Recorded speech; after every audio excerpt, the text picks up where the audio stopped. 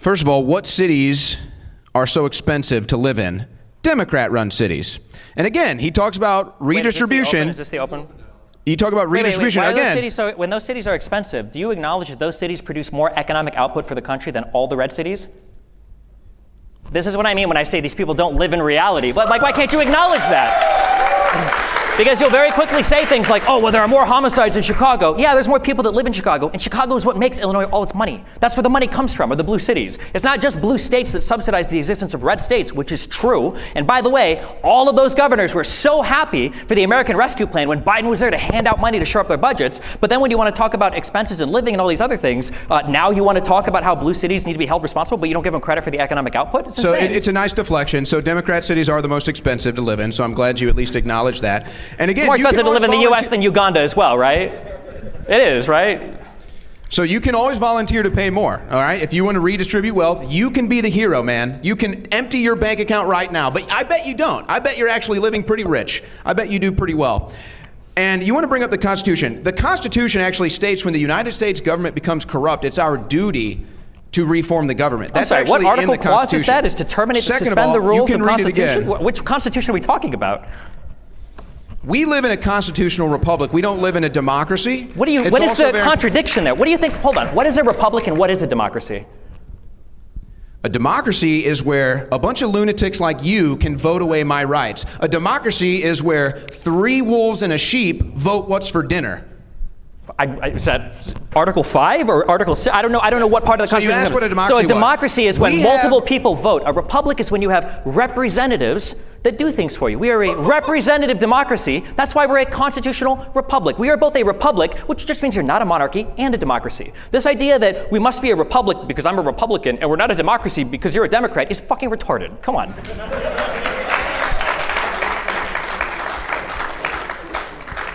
So again, we live in a constitutional republic where we have unalienable rights given to us by God, the Creator. Democrats don't want you to know that because they want to be able to vote away your rights, like they want to be able to vote away your Second Amendment rights, vote away your First Amendment rights, and they'll go right down the line, okay? So that's why these people love democracy. Because they want to be able to vote away your rights. Are we talking about abortion that we lost to a conservative Supreme Court? Are we talking about the Second Amendment when Donald Trump did the bump stock ban? I'm sorry, how were your gun rights attacked under Biden? It was a bad ban. And they came under Donald Trump, so why would he be the guy, no offense, but a liberal from New York, which is what Donald Trump is, that's the guy that you want defending your gun rights? So you now have the President of the United States and the Vice President and the next would-be Vice President Tim Walz have all said they want an assault weapons ban, okay? What even is an assault weapon? Can you tell me? A scary big black rifle that Democrats have been crying about for 30 years. They haven't banned it yet. I don't think they're going to ban it in this administration. Very intellectual. By the way, what is a rich person's fair share? What is a rich person's fair share? I think that the level of taxation should match appropriately the spending that we want from our federal government. Also, the reason what you asked me an assault rifle, there is no definition for an assault rifle. I acknowledge that. I don't want to ban assault rifles. Tim Walz and Kamala Harris both own firearms. Walz is a hunter. When was the last time you saw Trump with a firearm? I watched Roseanne, it was Roseanne, I think, with a firearm, right? Where she almost killed herself on a Twitter video with one? Jesus Christ. So what, in the Bill of Rights, where is abortion mentioned?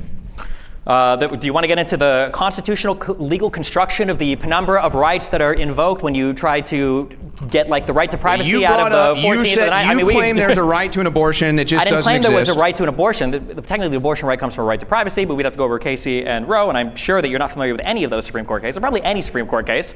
But the reality is that before you had a protected right to seek an abortion. Now you don't. Republicans took that from you.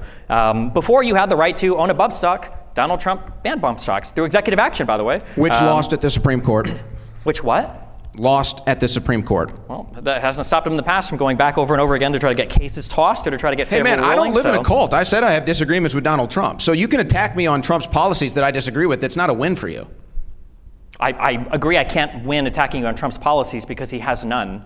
Okay. I mean, what am I, I mean, yeah, what can you give me what is one Trump policy that he's running on besides 20% tariffs?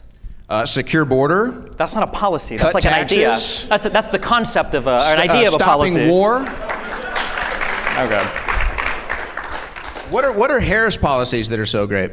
Well, the 3 that she listed immediately is she wanted to give a $50,000 rollover deduction to new startups for small businesses. So that was Trump's idea? What? Trump did that.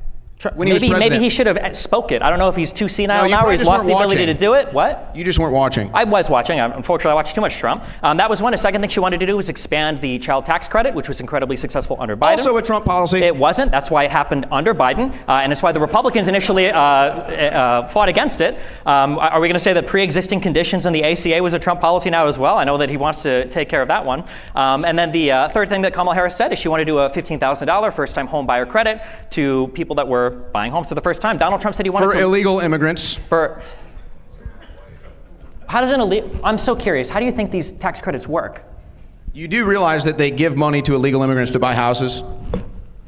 I don't think you know how any of this works because I think you were probably born a rich kid and you never bought a house on an FHA loan before. So I had a tax credit when I bought a house. The way that these work is you apply for these refundable tax credits when you get them at the end of the year when you've qualified for them. An illegal immigrant definitionally doesn't file taxes because they don't have social security numbers. They don't get money back from the government. So how would an illegal immigrant qualify for a tax credit? Again, this doesn't make any sense. It's like the hurricane I agree. machines. It doesn't make any sense. This is the Democrat policy. I completely agree. It doesn't make any sense at all. So Where are thank these you. lazy people that are coming over and not working and not getting jobs, getting the money for homes? The U.S. government. They pay them for the homes too? Then why even give them the tax credit? Why not just give them the homes outright? What Don't the give them fuck any are we talking ideas. about? They might do that next.